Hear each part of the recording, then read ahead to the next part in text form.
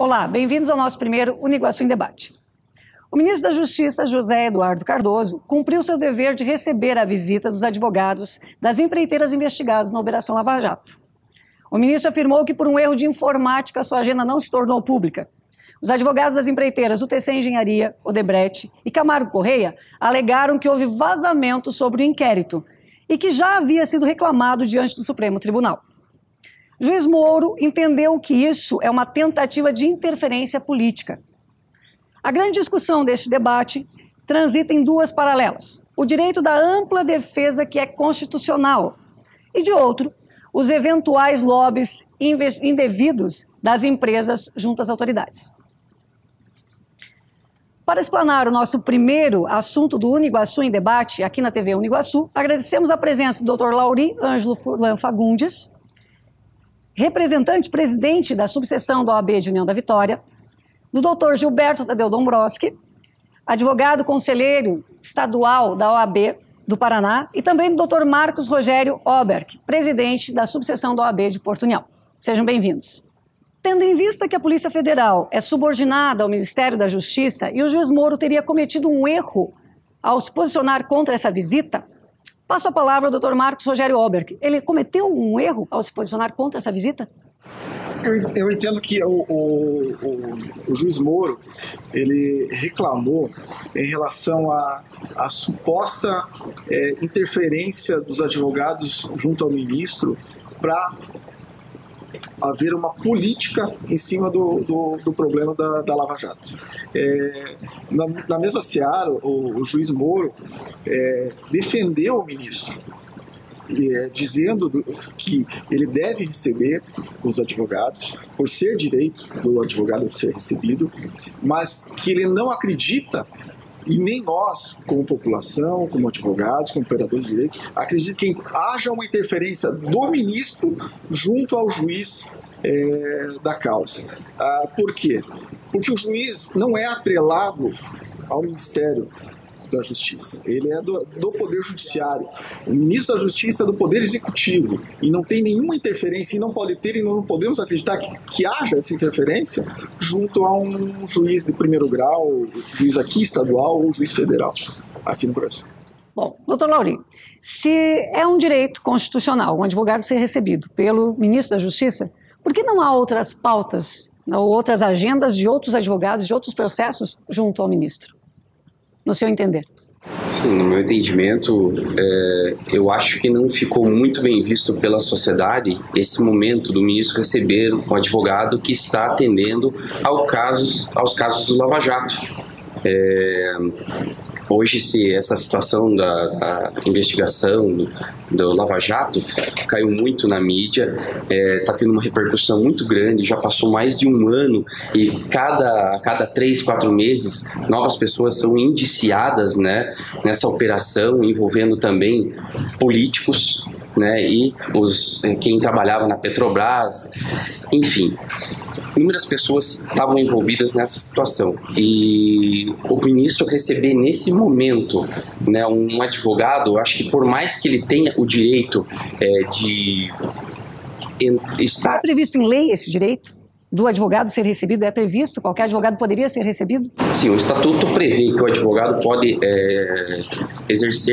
entrar livremente nas salas, antessalas do judiciário, Ministério Público, ofícios, cartórios. Isso, o artigo 7º do estatuto da OAB previne isso daí. Agora, nesse momento, eu acho que não ficou bem para o ministro.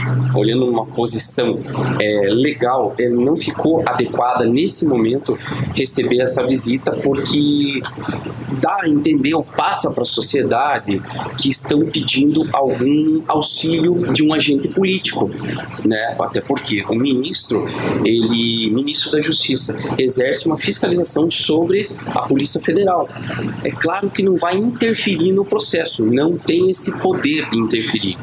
Mas para a nossa sociedade não ficou de uma forma muito bem colocada. Doutor Gilberto, qual a sua opinião sobre isso?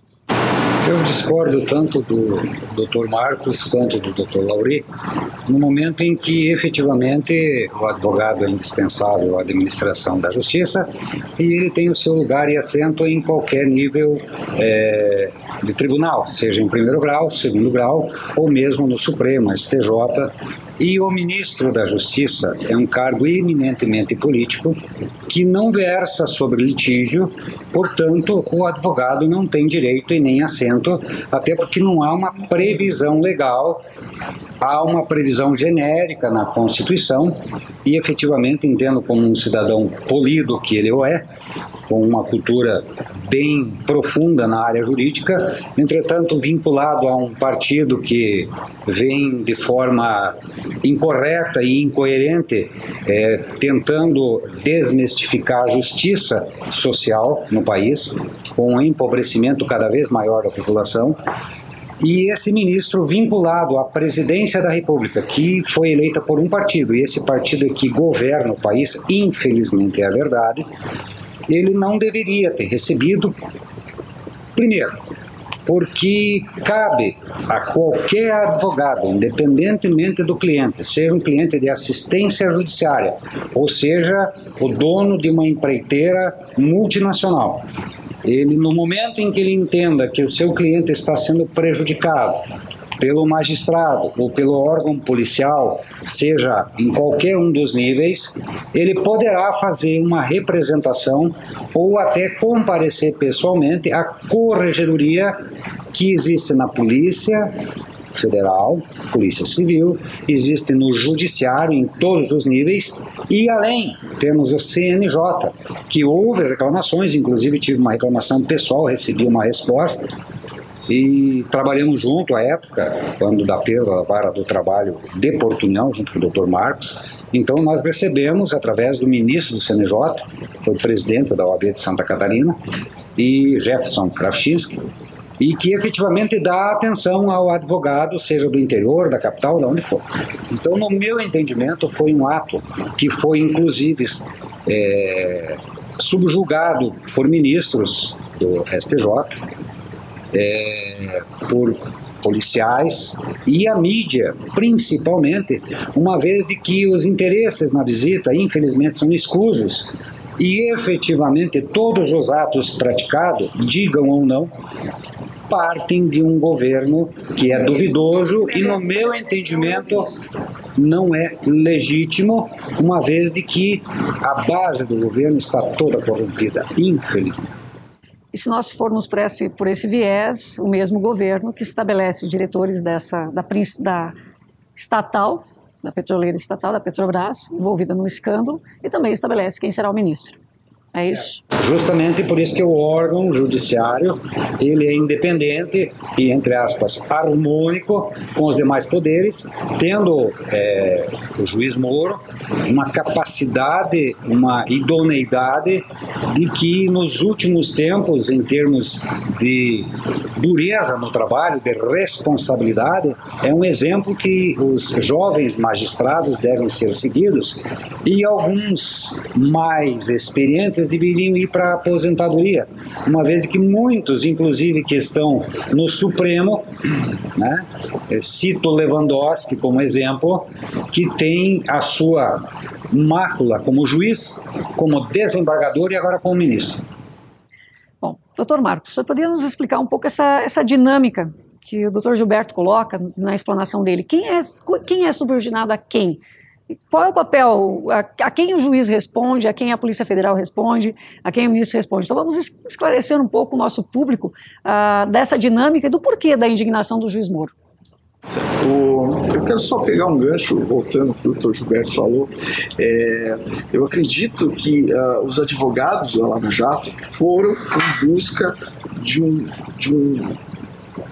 uma ampla defesa, um direito de ampla defesa, de um contraditório mais aprofundado, para trazer ao processo efetivamente o que o advogado entende de certo e correto. Pelo que eu li sobre o assunto, eles não foram, em tese, fazer lobby. Eles foram pedir ao ministro, que acredito que eles poderiam não pedir para o ministro, mas para o próprio ministério, um protocolo do Brasil, um pedido do Brasil junto à Suíça de valores de um convênio entre os dois países para saber dos valores repassados para a Suíça pelos diretores da Lava Jato.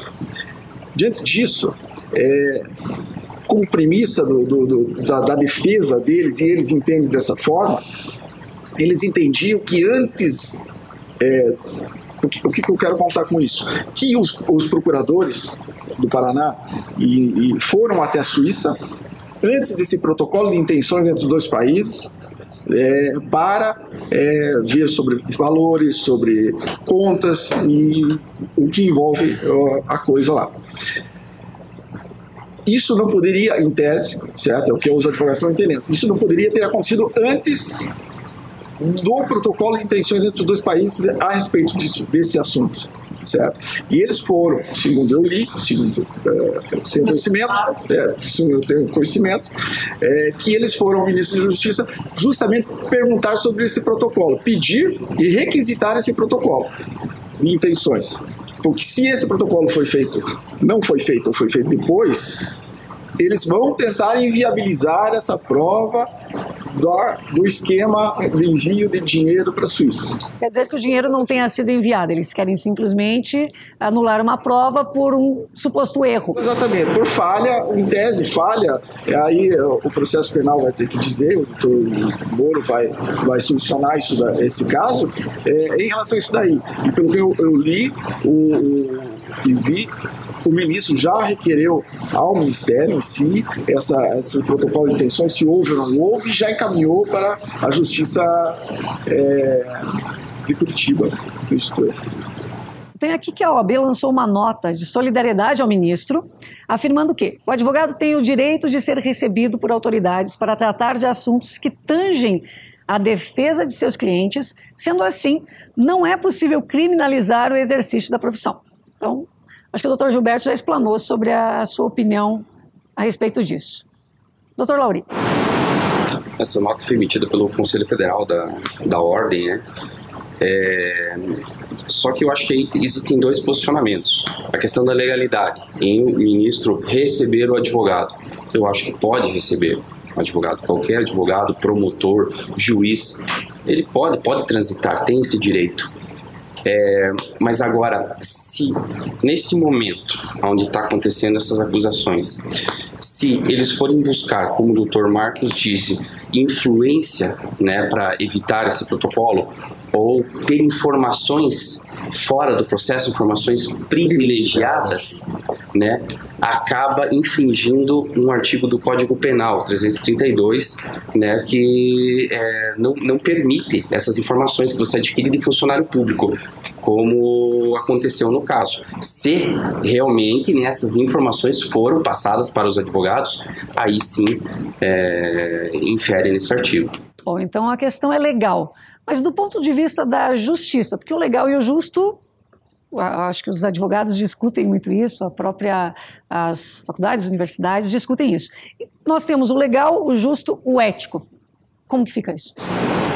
No meu entendimento, o ministro da Justiça é um agente político, certo? Se os advogados quiserem discutir algo sobre o processo, eles têm que discutir nos autos e para o juiz, para o magistrado, e não para um agente político. Não, ele teria que ser acessado, neste caso. Sobre esse assunto, jamais. Então, por isso que eu acho que foi mal vista nesse momento essa visita, ou ele receber essa visita. A gente não sabe se foi marcada, não foi marcada, o que aconteceu. Segundo eles, a agenda foi um erro de informática. Não foi um erro de informática. Mas, de qualquer forma, esse momento não foi bem colocado. Eu acho que ficou mal visto para a sociedade brasileira, justamente porque está interferindo, né? Pode interferir nessas investigações aí da Polícia Federal.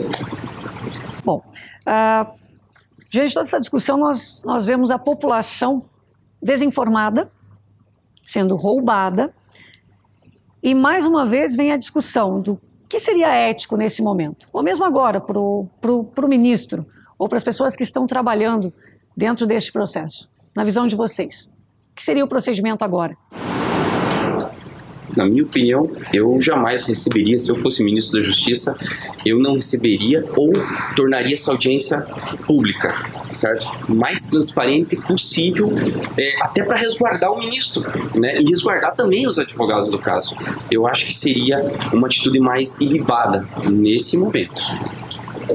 Eu entendo que, em que pese ser de direito, eu acho que é imoral e antiético, até porque é um assunto que efetivamente está em toda a mídia e para quem advoga há mais tempo, não é o primeiro caso que estoura. Inúmeros casos que ocorreram e que a mídia divulgou e coisa e tal, e não se viu na história a visita de um procurador, de um réu ao ministro. Pelo menos, eu hoje dei uma pesquisada, pelo menos para tentar entender a história, né?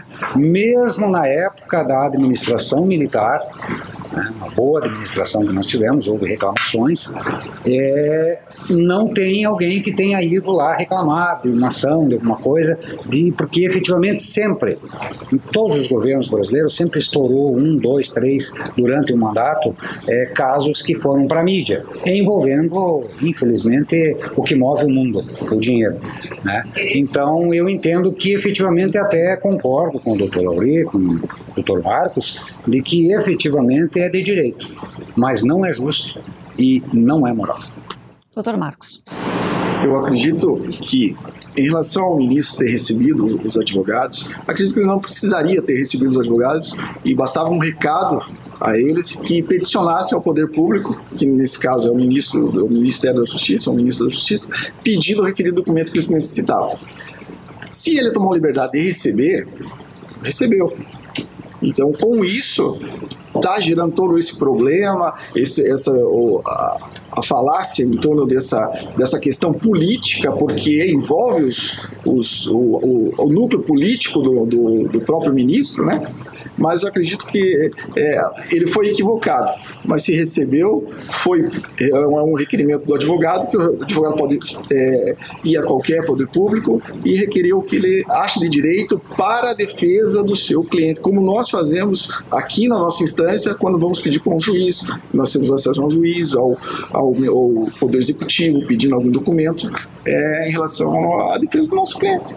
Doutor Marcos, segundo o doutor Gilberto, essa ação foi antiética. Segundo o doutor Laury, foi indevida. Segundo o senhor, ela é própria, ou ela se justifica, não indicada, mas se justifica. Mas operações como essas, ou ações como essas, numa visão ou antiética, ou indevida, imprópria, ou sem bom senso de advogados, não tem prejudicado operações importantes como, por exemplo, o Castelo de Areia, ou podem vir a prejudicar essa operação que é extremamente importante como a Lava Jato? Nós, como brasileiros e até operadores de direito, nós temos que acreditar numa independência da Polícia Federal em relação ao ministro da Justiça, que ele é um órgão, uma pessoa política. Ele era deputado, se eu não me engano. Foi vereador, foi deputado. Ele era deputado agora. Ele se elegeu, acho que deputado. 2 mandatos consecutivos. E foi colocado pela figura do presidente, pela figura do PT, ou do governo que está governando o país nesse momento. Mas nós, como operadores, nós temos que entender e acreditar que a Polícia Federal ela é independente e ela vai investigar. A investigação, depois que chegou na Justiça, não vai haver nenhuma ingerência do ministro que nós estamos falando em um processo judicial. Dificilmente ocorrerá isso. Efetivamente, mas houve uma tentativa da mudança no curso do processo, inclusive quanto ao apanhado ou a busca de provas. Ocorre que ainda nós temos no país pessoas de credibilidade, né, como juízes e advogados, discutível, que efetivamente tem no Mato Grosso um juiz que não tem nem família mais, porque é um juiz que trabalha só com tráfico e ele fica 24 horas por dia com 2, 3 vigilantes junto, porque a cabeça dele está prêmio. Então nós temos bons e excelentes juízes. Eu tenho certeza que não só o Dr. Moro, como praticamente a totalidade da Justiça Federal, que nunca se houve um escândalo dentro da Justiça Federal. Qualquer um que conduzisse o processo levaria a cabo a investigação, né? Tanto que ele está divulgando aos poucos de acordo com a conclusão das provas, né, no momento oportuno.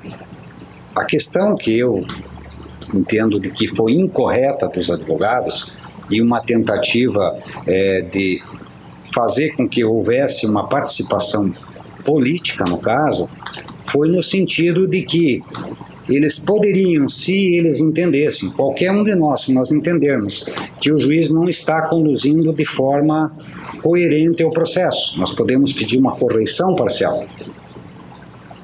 Observamos o processo, há uma certa nulidade ou uma certa tendência do juiz, recebe mais uma parte do que outra, nós podemos pedir junto à Corregedoria da Justiça Federal para que chame o juiz e interfira no processo, uma vez de que ele está sendo tendencioso e está causando a uma das partes, seja o Ministério Público, seja os advogados, está causando uma lesão. E ainda, no meu entendimento, a figura do ministro da Justiça, ela é política e efetivamente não faz parte dos litígios em que pese ele ser a pessoa que presta conta ao Executivo, ele fiscaliza a aplicação das normas, ele fiscaliza o exercício da Polícia Federal, mas ele não tem o poder decisório. Então, aonde se instalam, digo, as tertúlias, né, que são a isenção de ânimos que geram os processos. Então, no meu entendimento, ele é uma figura estritamente política que procura auxiliar a presidência da República na sua vontade, colocando-a juridicamente, seja através de normas que vão ao Congresso para serem aprovadas ou através do decreto-lei, das medidas provisórias. Então, no meu entendimento, não caberia o recebimento dele, e mesmo que o fosse, deveria ser cerceado no seguinte sentido: a assessoria deles, olha, o ministro, ele não tem poderes de ingerência no procedimento do processo. Entretanto, caso vossas senhorias tenham algum requerimento a ser feito, encaminhar ao órgão competente, ou então para que o ministro possa analisar com cópia a outra parte, que é o Ministério Público, ao juiz. Isso assegura a transparência no processo. Assegura a transparência no processo. Bom, tendo em vista que este é um caso dentro deste grande escândalo que está sendo a Operação Lava Jato, todos esses escândalos que ela está trazendo à tona, junto à imprensa e à população. Na opinião de vocês, de juristas, por quanto tempo isso se desenrola? Porque se discute agora o caso do ministro receber ou não receber. Se ele recebeu, foi por um questionamento ou para tentar invalidar provas. Então, por quanto tempo vocês acham que nós ainda ouviremos isso? E talvez essas cortinas de fumaça, de jogar na mídia, o juiz recebe ou não recebe? Referente ao recebimento dele, a visita que ele recebeu? Não, o processo todo. O processo é difícil você dar um prazo, um limite, no meu entendimento, de 1 ano, 2 anos, não, porque ele é em partes. Você vendo esse agora processo, vem a pior parte, a política. Esse processo já está começando. O ministro recebe e não recebe. Não, mas agora vai haver, através da delação, vai aparecer o nome dos políticos. Quem vai julgar os políticos? Essa é uma boa pergunta para os três. Quem vai julgar os políticos? É o Supremo, que infelizmente é um órgão estritamente político. Vai decidir. Você sabe que é notória a questão de pessoas que têm um conhecimento extraordinário e elas dizem uma coisa e desdizem com a mesma fundamentação cristalina que você, dependendo do lado que você está, você acredita. E nós temos um problema sério aqui, é o Supremo, e o fato de 7 deles terem sido indicados pelo PT, como é que fica? E a imparcialidade e é legal, é legalidade, eles estão lá, é função, mas serão imparciais, serão éticos, serão justos? Eles são legais. Nós temos que acreditar que seja, né? Mas acreditar que o advogado do PT, hoje é ministro do STF, é difícil você acreditar na imparcialidade total. Eu vou só citar uma passagem que eu sempre falo em relação a um processo crime. 2 juízes vão julgar processos idênticos de um furto do toca-fita ou toca-CD no carro deles. Os 2 eram estudando direito. Um quebrado o vidro, furtaram enquanto ele era estudando direito. O outro nunca foi furtado. Qual a pena? Vai ser igual a pena? Provavelmente não. É uma dificuldade muito grande, e todos nós somos humanos, e eles são humanos, né? Mas é difícil. Temos excelentes juízes lá. Eu ainda acredito que aí daria 8-1, né? Não, veja só, eu entendo, até porque nós temos, e temos que agradecer isso, nós temos uma boa mídia. Claro que tem a mídia que é oportunista, mas existe a mídia séria. E certamente ela vai ouvir a nossa entidade, que hoje é a mais respeitada do país, principalmente a nível de Paraná e de Santa Catarina. O Rio Grande do Sul eu não conheço, mas Paraná e Santa Catarina eu conheço. E nós temos um grande defensor da advocacia, que é o Dr. Lúcio Blom, presidente da sessional no mandato passado, de União da Vitória, né? Temos outros 2, Dr. Manuel Carneiro e o vice-presidente da OAB, de que estão lutando na OAB Conselho Federal para que inúmeras normas que estão sendo estudadas com vistas a beneficiamento claro e notório de algumas castas, efetivamente Paraná e Santa Catarina estão tendo uma voz só: a defesa do cidadão e do direito do advogado de exercer a sua profissão de forma digna e possa, além de ter a sua rentabilidade, a segurança de um trabalho correto e que sejam avaliados por pessoas idôneas, evitando assim a nomeação política, né? E há vários projetos de que efetivamente o maior conselho que existe, que é o Supremo, são pessoas de um conhecimento extraordinário, né? Então, eu entendo que deveria haver um outro modo que não fosse o político, porque, queiram ou não, as questões políticas, por exemplo, a questão dos juros do FGTS, a questão do empréstimo compulsório, aonde é que vai ser julgado? No Supremo. O Supremo é quem? É uma das mãos do Executivo. Via de consequência, como eu acabei de falar, a inteligência está a serviço do Executivo. Os ministros são nomeados, né, pelo presidente. Sempre o presidente da República em exercício nomeia os ministros do STF. Então, na medida que eles vão se aposentando, né, vai entrando outro, e aquele presidente que está em exercício vai chamando automaticamente os seus próximos. Essa é uma boa discussão para um próximo programa, não é? Talvez uma mudança nesta forma de condução e de eleição desses representantes da população, dessas pessoas responsáveis por se cumprir a lei, né?